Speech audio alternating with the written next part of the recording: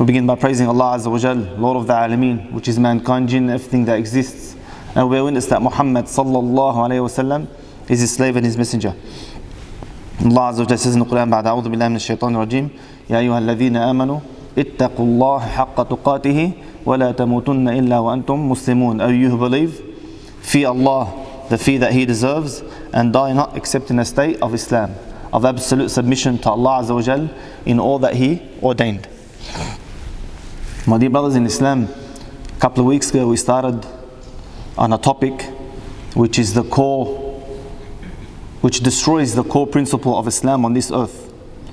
The core practical principle of Islam that me and you need to apply in order to stay united, in order to stay successful, in order to stay victorious. This core principle, this action destroys that core principle of Islam. And that action is pride and arrogance. It's a disease of the heart. It's something that's deep down inside the heart, which the Prophet ﷺ said, if he has an atom's weight of it, he'll not enter paradise. Because Allah Azza wa Jalla in the Akhirah says that He wants the pure heart. إِلَّا مَنْ أَتَى اللَّهَ بِقَلْبٍ سَلِيمٍ. He wants that heart that's pure, that's clean, that's been purified from such diseases. And the diseases of the heart, they're the ones that are really tough to fix, to change, because they're deep down inside sometimes without us even knowing. And we're acting upon them subconsciously. So a person doesn't sit there and think to himself, I'm going to be proud and arrogant now, so I'm going to tell him, who do you think I am? It doesn't work like that. When there's a disease in the heart, it's just like stinginess. When someone has that disease in the heart of stinginess, the rest of his actions are subconscious. Like he acts a certain way, he sees things in a certain way, automatically. After that disease in the heart, I have seen it with my own eyes. Wallahi, unbelievable the lengths, unbelievable the things people would do. SubhanAllah. So we started with the consequences, and because the first one is the core principle of Islam, I'm going to repeat it again. The first and most important consequence of pride and arrogance is disunity, hatred, animosity, and destruction of the ummah. So we said last week, or the week before, how can an ummah thrive when anyone wants to do whatever they want, whenever they want, however they want, even if it's haram, and no one has the right to say anything to them? They don't accept any advice. They raise kids that are rubbish. So the next generation comes out lying, cheating, stealing, backbiting, and slandering out of pride and arrogance, just to save face or remain in the position that they're in. Sometimes it's not even for a position, just to save face. And I think I mentioned a lady from her own mouth. She said, even if I'm wrong, I will continue to fight and argue, shout and scream until I become the one that's right.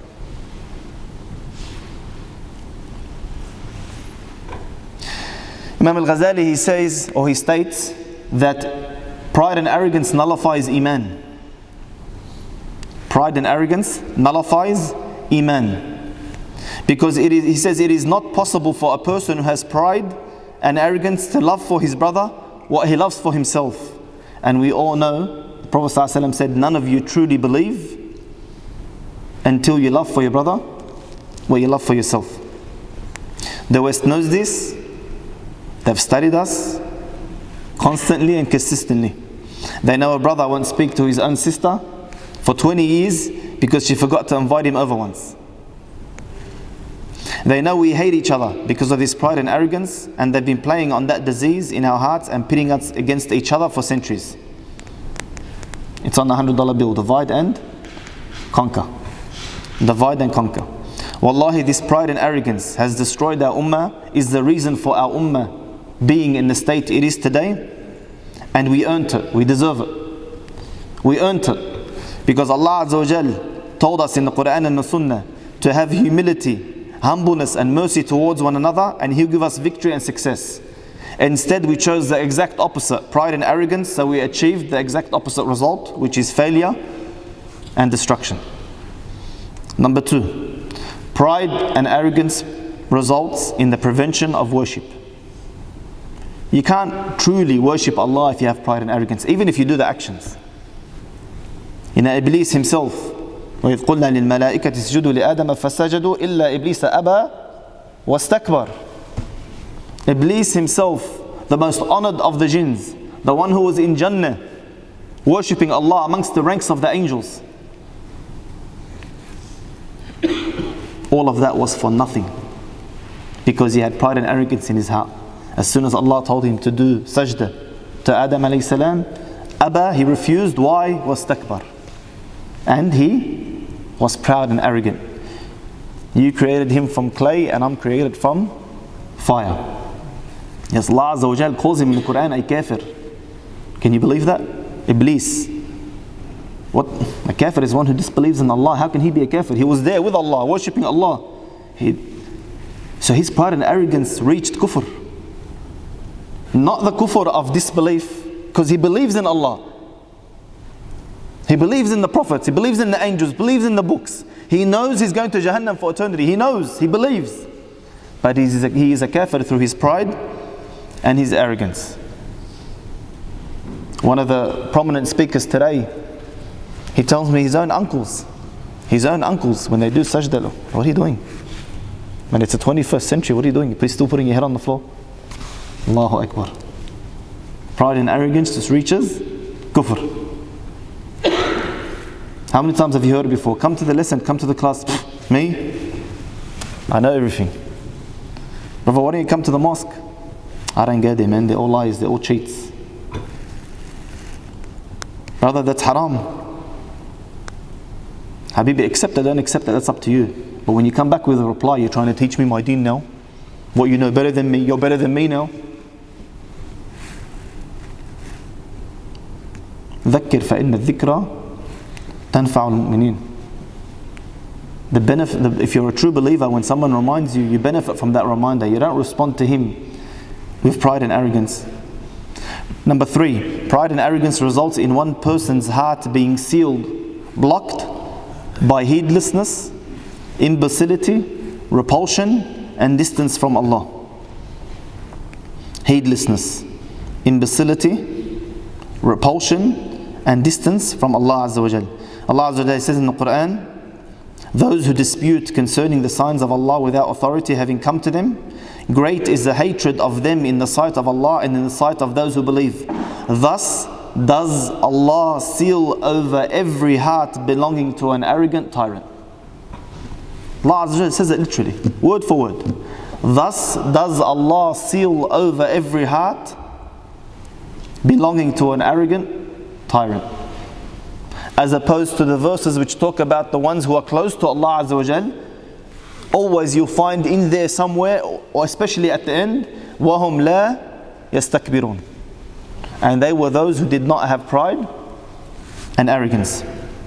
Number 4, pride and arrogance results in a barrier, rejection from entering paradise, and the only other place you can enter is hellfire. And we mentioned the Prophet ﷺ saying, anyone who has an atom's weight or a mustard seed weight of pride will not enter paradise. There's many verses as well where Allah Azza wa Jal says, وَيَوْمُ الْقِيَامَةِ تَرَى الَّذِينَ كَذَّبُوا عَلَى اللَّهِ وُجُوهُهُمْ مُسْوَدَّةٌ أَلَيْسَ فِي جَهَنَّمَ مَثْوًى لِلْمُتَكَبِّرِينَ.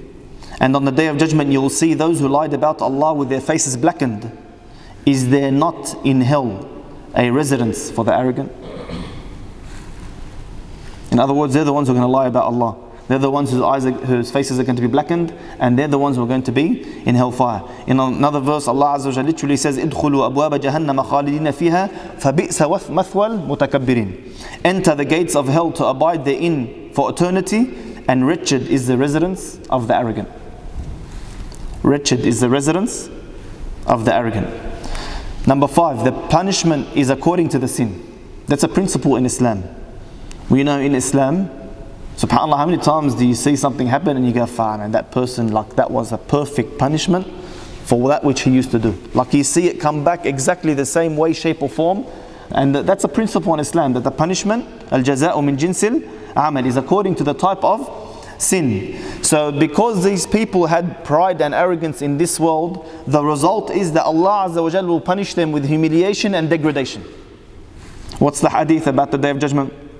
The Prophet ﷺ told us, the proud will be gathered on the Day of Judgment, Day of Resurrection, like ants in the image of people. And everything will be stepping on them, humiliating them, until they enter a prison in hell called Bulas. They will be fed flames of fire and given for drink a paste of insanity dripping from the people of hellfire. Pride and arrogance above people, putting people down. Allah Azza wa Jalla in the akhirah makes them as small as ants in the image of the people, and everything, not even just humans, animals, everything will be stepping on them, humiliating them, degrading them. Then in the hellfire, there's a special place for them called Bulas, and where they will be fed flames of fire and given for drink a paste of insanity dripping from the people of the fire. Number 6, pride and arrogance will result in being removed, shunned away from ever accepting or even considering advice. My dear brothers in Islam, this is probably one of the most specific ayat I've ever read in the Qur'an. It talks about the proud and the arrogant, but as in regards to results or outcomes or consequences of that pride and arrogance, this is probably one of the most specific ayat in the Qur'an about the consequences of pride. Listen to these verses. And I ask you by Allah, don't you picture people when you hear these verses? Don't you think of people when these verses are being recited? Listen very carefully, line by line. Allah Azza wa Jalla says, "Sa'asrifu," I will turn away from my signs those who are arrogant upon this earth without right. That's the first. He will turn away from his signs those who are arrogant upon this earth without right. If they were to see every sign, they would not believe it. How many people do you know like that? No matter what you tell them, no matter what you show them, no matter how many chances, no matter how many signs Allah gives them in their life. Look at your brother, look what happened to your sister, look what happened to your brother, look what happened to your father, look what happened at work, exactly how you were treating others. Mafi, khalas. Closed. Summun, bukmun, umyun. Fahum la yaqilun. If they were to see every sign, they will not believe it. Brother, the deen, the mosque, your dunya, your akhirah, your responsibility, your family, no. Work. Even if it's in haram. I had a brother recently, his wife asked me about her father. Her father's been a bank manager for 20, 30, 40 years, Allah alam. So imagine how many curses of Allah and His Prophet this person has received when he signs over those riba contracts. Imagine how many wars he will fight with Allah and His Prophet in the akhirah. Yani his whole life is mal'oon, is cursed. He's getting old. Brother, enough. Father, khalas, you're going to retire, you're old. Give it up. No, I can't. Father, that's all I know. I don't know anything else. I can't just sit at home. They will find you something else. We'll get you something else. We'll open something else for you. Just leave the la'nah, leave the curse of Allah and enter. It's the end of your life. You're going to retire in it. No, I can't do it. I can't let go. If they were to see every sign, they would not believe in it. And if they were shown, like this brother, if they were shown the way of consciousness, of guidance, they will never adopt it as a way. So even when they're given with a badil, with a replacement, with something else, they can't accept it. They will never adopt it as a way. But if they were to see the way of error, they will adopt it as a way. That is because they denied our signs and they were heedless of them. How specific is that? How many brothers do we know that are lying, cheating, stealing, making money in a haram way, but that's harming others, and they're completely fine with it? Like, are you alright? Are you serious? You talk to him, you talk to him, you talk to him, you talk to him, you talk to him. There's no one. Like absolutely, not even a heartbeat. But then you ask a question, you go, you know what? That's the first part where no matter what sign, no matter what you tell them, they'll never accept it. Then there's a second part where if they see the way of error, they'll adopt it. So you ask them, alright, what if someone did that to you? Would you accept doing business with someone who will lie, cheat and steal from you? No. How? Khalas, no brain, no understanding, no comprehension, nothing. Not even a heartbeat. Even if that brother that's making haram, you tell him, brother, give it away. I'll come into partnership with you in halal money and we'll open a halal. Just won't have it. A few weeks ago there was that article in the paper, right, about that. What do I call her? I call her sister. The hijabi that wanted to enter the club, the pub, I don't know what it was. And the bouncer told her, to take off her scarf before she enters. Mind you, that bouncer was more Islamic than her. That non-Muslim bouncer was more Islamic than her. Leave that aside for a second. This sister not only is trying to do haram, not only is she mocking our deen by having a hijab in that sort of environment, she's mocking our deen because, come on man, the kafir is going to look at her and say, what a stupid religion, astaghfirullah al-azim. And what you wearing it for? Like, she's in here doing worse than us.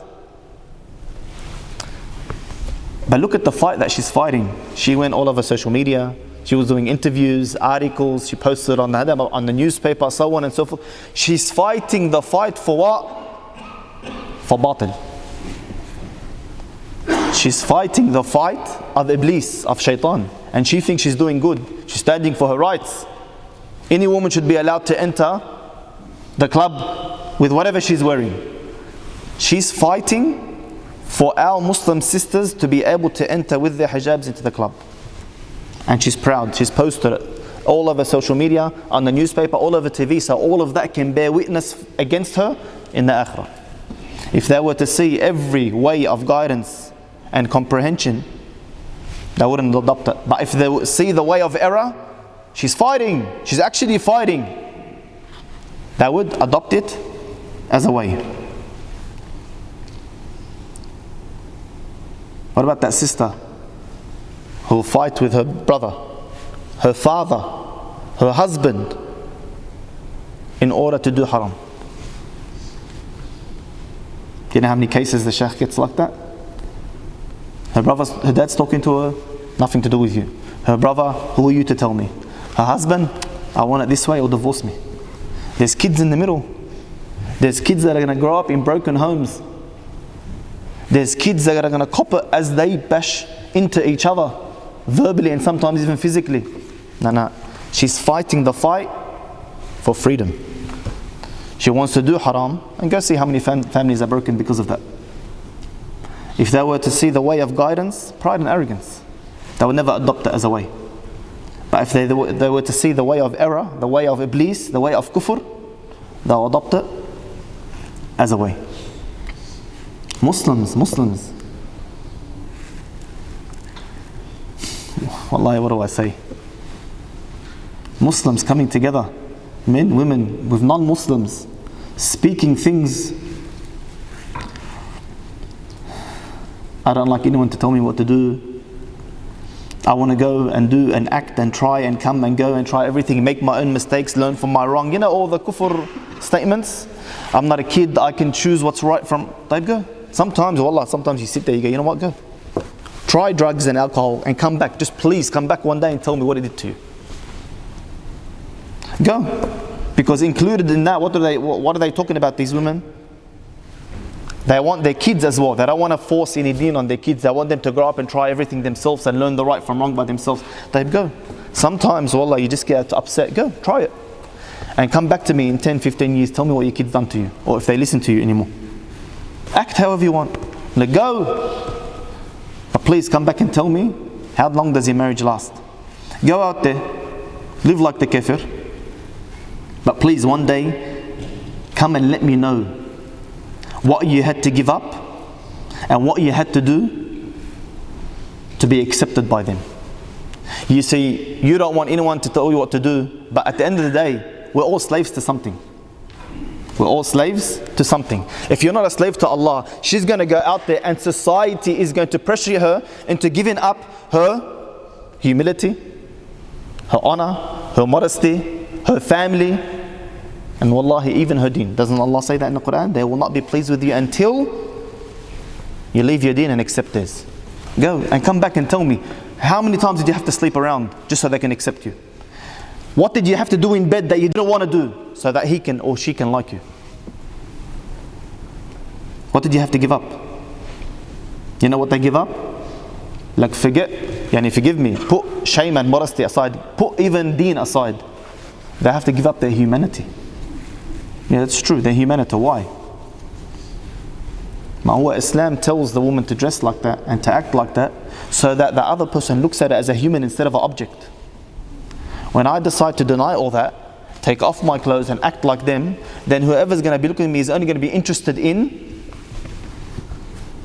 the outside. I become objectified, I become a material, become something of desire. I just want to fulfill my desire and throw that person away, no accountability. And you think I'm joking? I'm not going to mention the school. In our areas, Bankstown, Canterbury area, in one of our schools that's a majority Muslim school. Public, but majority Muslim.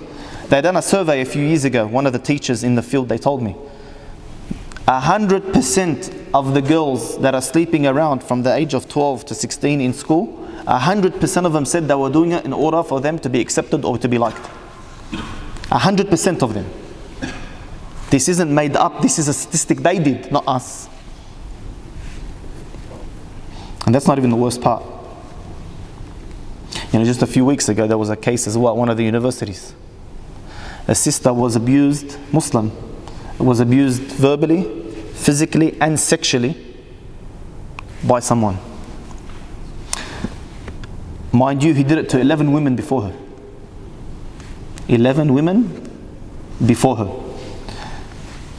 Now look at this Muslim, I'm going to say Muslim situation right now. This person deserves to go to prison. If she doesn't go and report him, he'll probably do it to someone else after her. But if she does go report him, everyone's going to know what she did. She's been out there, she's been sleeping around, she's been doing haram with guys and so on and so forth. Leave him on the streets, he'll probably do it to someone else.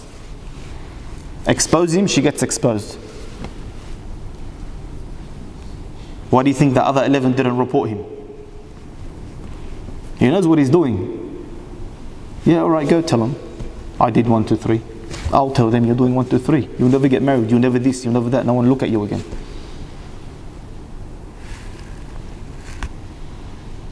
What these people were sitting down and saying wasn't even the worst part. It reached a whole different level. It reached a whole different level because of this pride, which we'll mention inshallah in the second part of the khutbah. أقول قولي هذا وأستغفر الله لي ولكم فيفوز المستغفرين أستغفر الله. بسم الله والحمد لله والصلاة والسلام على رسول الله وعلى آله وأصحابه أجمعين. My dear brothers in Islam,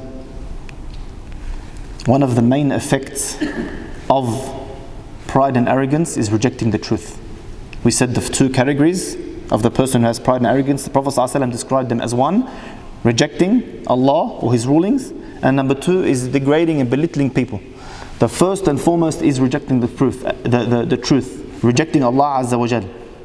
Al-kibr batrul haq, the Prophet ﷺ said.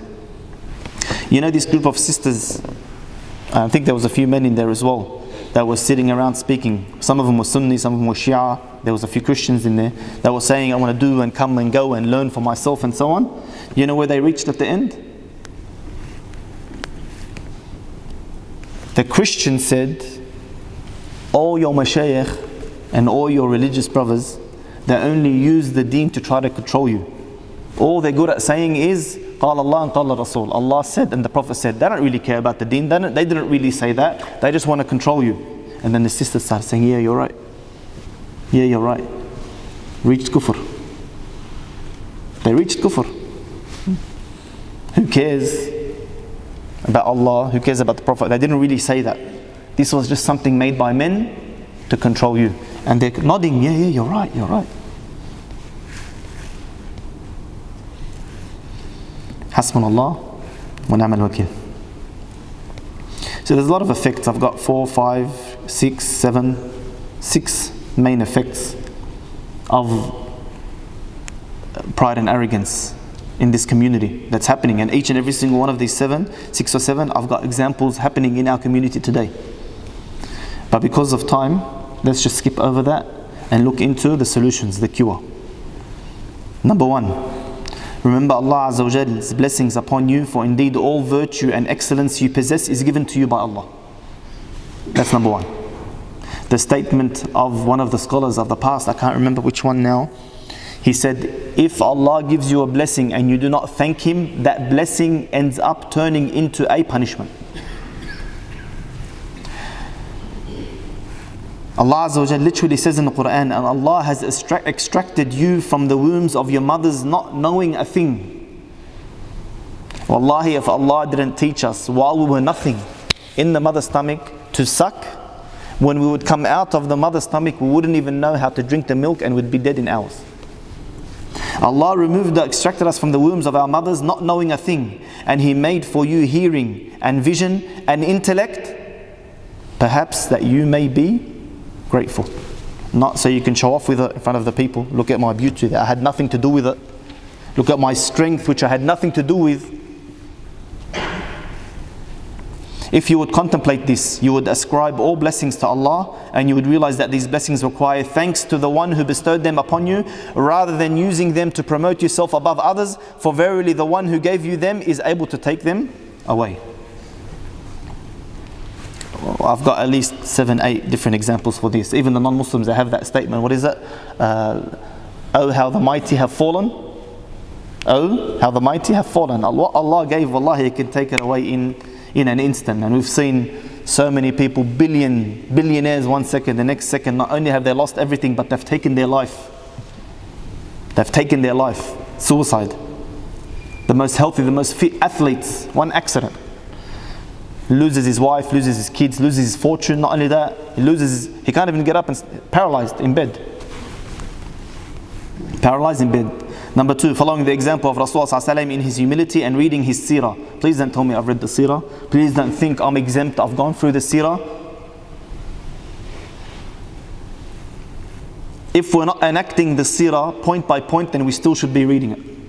The companions used to teach it to their kids like they teach them an ayah in the Qur'an. Do I say, I've read Fatiha in the Qur'an, let's not read it again? We're supposed to read the surah, see the humility of Rasulullah as he would play and joke with the children, fulfill the needs of the slave girl, his kindness with the Bedouins, serving his family, helping his friends, and working in his own house, sewing his own clothes.